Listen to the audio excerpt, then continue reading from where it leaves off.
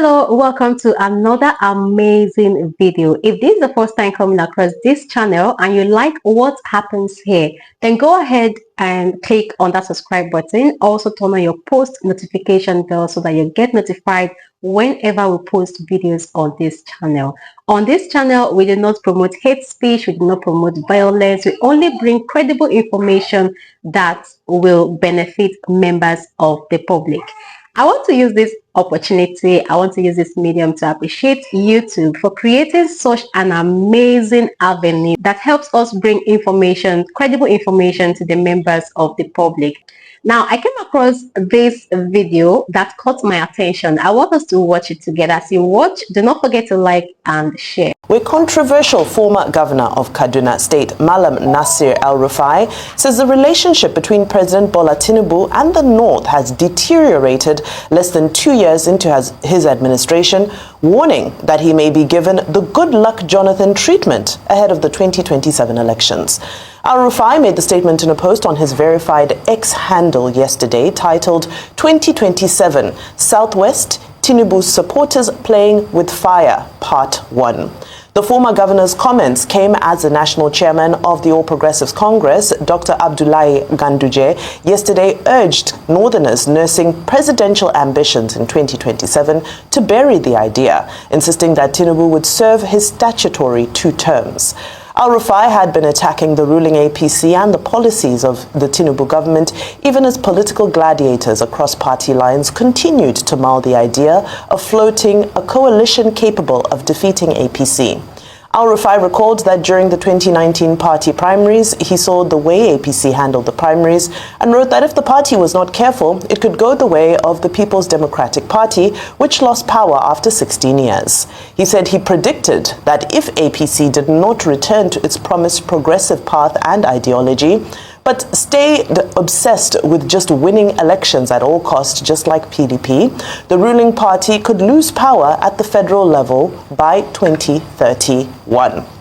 Well, back in the news again is... never left, actually. He never left. He's been in the news in the last few days. Since last week, exactly. Yeah. Ayo, your take on this weird, almost 2 years to the date to the next election, right, and things are already this heated. All right, so it was about this time 2 years ago when we were preparing for the general elections, if you recall, February 2023.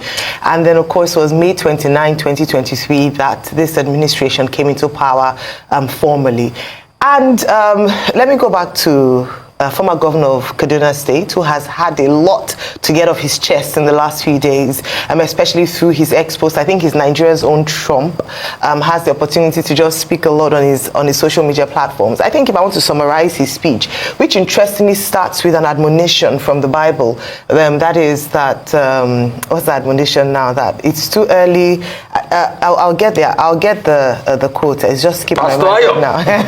No, when I saw it, I thought that's quite interesting. It was saying that it was important. So it's titled Southwest Tinubu's Supporters Playing with Fire. That it is, part of his speech, now I remember, sorry, I was trying to gather my thoughts, was about it's a child that one loves that you correct. Okay, that you chastise. And the Bible says that it's whom God loves that he chastises. So he used that admonition. But he actually started by saying that it was too early to begin to talk about elections in 2020 for 2027, but because of the urgency of the matter beforehand and because he loved the APC so much and he didn't want his party to lose, he had to come out and speak about it very quickly.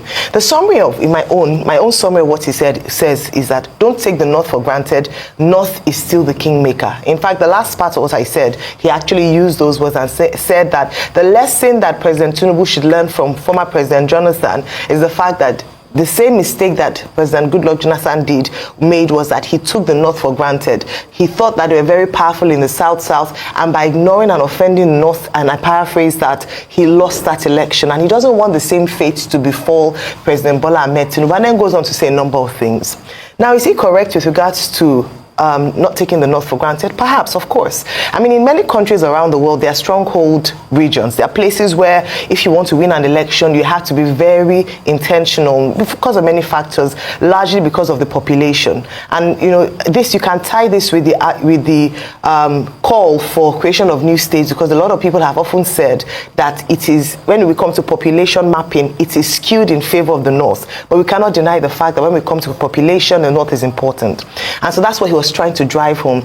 Now, what are the agitations? In recent times, you've heard, you know, talks around, oh, the president's appointment hasn't really favored the North. The president has been quite, you know, South-driven in his appointment. He hasn't done a lot of work. And if you want to look at the merit of that, it's not actually, you know, fully true. If you look at the activities and his appointments, many of them have reflected the North. I mean, the Chief of Defense Staff is from the North, and we've also had people who, we've also had interventions. In fact, and I'll wrap up very shortly, the First Lady has often gone to the North through her Renewed Hope initiative to give, you know, to that part of the country. But it feels like they are not satisfied, they are not happy yet with what is going on. If the president must win the election, there are a lot of factors against him at this point, and I end here. Number one is a coalition that is being formed. There are talks with Atiku going around and talking to different people. Number two is this North agitation. He has to face that and see what he can do in the interim. Number three is if other strongholds, you know, emerge in the next few days or months, you know, to challenge his candidature. But I think, I mean, there's some merit to what El Rufai said, but I also think it's also time for us to begin to review the fact that the North is not the only region in Nigeria. There are other regions that make up the nation that also determine, if they come together, who emerges as president. So the truth is, what he's saying is something we should take seriously. And even more seriously because he mentioned the Jonathan treatment. And we all know the Jonathan treatment. What was the Jonathan treatment? A lot of people felt that Jonathan violated certain agreements because he was not supposed to come back for a second term. He said he was going to do one term. And the PDP had internal crisis and the North went against them. So pretty much that's the thrust of the conversation. And he kept on warning that we'll be like the PDP if we don't check our internal mechanisms. The question a lot of people have asked, like Boala we had here yesterday, will always ask El Rufai, is the fact that if you were in government, if they passed your security clearance, would you still say all of this? But let's also forget that a couple of people have pivoted out of the APC, the likes of Saliu Lukman, El Rufai, and this. He's still in the APC. I mean, pivoted in the sense that out of this government. Okay. Saliu Lukman has been a firm critic of this government. He's been calling for coalitions of other political parties that they can actually do it. El Rufai says he's still in the APC, but there are political talks here and there. And he has been criticizing this government big time. The truth has to be said. The North has a very big voting bloc. We can't deny that fact. In fact, after every election result, when you bring in what I call the Kardashian states, the KKK states, when those numbers come in, Katsina, Kano, Kaduna, those numbers are really huge, and they make the difference. And this El Rufai was a fundamental factor in winning those areas before, in the last election. Because we remember the work he did for Tinubu. In fact, we remember the controversy around it then when people were saying, was he going to support Tinubu or not? And finally got the support. Even when they had the Naira crisis, it was one of those that stood with Tinubu and all of that. So everybody thought it was a given he was going to serve in this cabinet. But what happened, happened. We've also heard a lot of discordant tunes out of the North. People are disgruntled and everything. I mean, take for instance the interview we had with Additional. After the announcement, Daily Trust carried it. The League of Northern Democrats did come out firmly. And I was at the party in Abidjan when I saw the likes of Shekarawu and all of that, a couple of other people there. So I'm not surprised that the League of Northern Democrats are saying, if he comes out, we'll support him. That's another political dynamics. Also, attaching with the political dynamics of Atiku Abubakar going to see Olusegun Obasanjo, my sources now tell me that that meeting was 100% political. And in fact, there were conversations made about concessions on who is probably going to take a VP role. So with all of this brewing, President Tinubu needs to watch it strongly. What is the counter-argument in favor of President Tinubu? A lot of his supporters say, you know, he's a master strategist. Yes. Just like how a lot of people in Aso Rock supported other candidates, nobody gave Tinubu a chance to emerge in this last election, but he had played all of them and he played his game right. Last minute, he made those consolidations. A lot of people felt people within the villa tilted more towards Atiku Abubakar and other candidates. So if that same northern base that came through for Tinubu, because Tinubu lost Lagos in the last election, he lost his base and all of that, he didn't do too well in a couple of other areas in the south, but when he came to the north, he consolidated his vote. If his major base that voted for him are talking like this, then he should take it strongly. What have been the arguments? The arguments have been, yes, he's been nepotistic in nature. They've said, oh, in fact, they don't even say he gave positions to people in the south. They say he gave it to the Lagos boys. That's the argument. In fact, somebody was telling me the other day as regards, Kayode Okpeifa. Oh, railway. Somebody would have thought he should have gone to the north or something. Then he's gone to another Lagos boy, as it were. But that doesn't shroud Kayode Okpeifa's competence. In all of this, what should he do? Tinubu needs to reach out. He's been doing a lot. I mean, there was a couple of, overtures being made, like you said, about his wife and all of that. But he also needs to reach out. But a lot of people are also confident that Tinubu is a master strategist. He's going to bring the North in before the election. He's going to consolidate his base, that other people are just talking. And the fact that most of the other political parties are not settled. In fact, you want to run an election in 2027, you are talking about a coalition, but people have not agreed. Obi wants to run, Atiku wants to run, Saraki wants to run, everybody wants to run. But Tinubu is the only constant factor here because he's incumbent.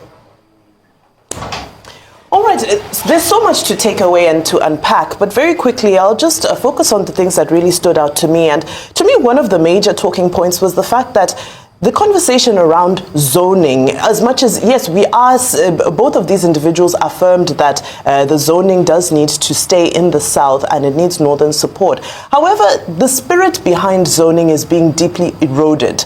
And that's because it's not a constitutional requirement. So for me, this conversation raised the question, is it time for us to constitutionalize the zoning formula? If you look back to the spirit that we had at the Lapal House when this was first conceptualized, and of course, yes, the military governments also had their own formula for power sharing and zoning. However, a lot of these dynamics are now at play because the zoning is a gentleman's agreement, yet there are few gentlemen in politics. Now, when we look at this and we unpack deeper what former Governor El Rufai was saying, and he was saying, don't mess with the North, don't mess with the North. It also seems that it may play into the very same geopolitical and tribal politics that he is chastising in his statement. So we have to be careful about that. Now, when we look deeper into this issue and we look at the good luck Jonathan factor, as it is being called, or what happened in that election, we also need to remember that the dynamics and the demographics in Nigeria have also evolved drastically, even though it's been a short period of time. We know that in the 2023 election, for the first time, many young people voted. So that shifted the dynamics. That's how we saw the movement called the Obedient Movement coming, and we saw a new energy to elections that we hadn't seen before. So I think we also need to be careful about focusing entirely on the legacy politics of saying that it's the North and the North, and make the mistake of possibly ignoring stronger groups or groups that can contend with the hegemony of the North when it comes to the outcome of elections in Nigeria, that are emerging and that are solidifying and coming together. Thank you so much for watching, and please drop your contribution, drop your opinion in the comment section. Please do it constructively. You know what I mean by that. And do not forget, if you haven't subscribed yet, go ahead and do that. Like this video and also share. I'll see you in our next video.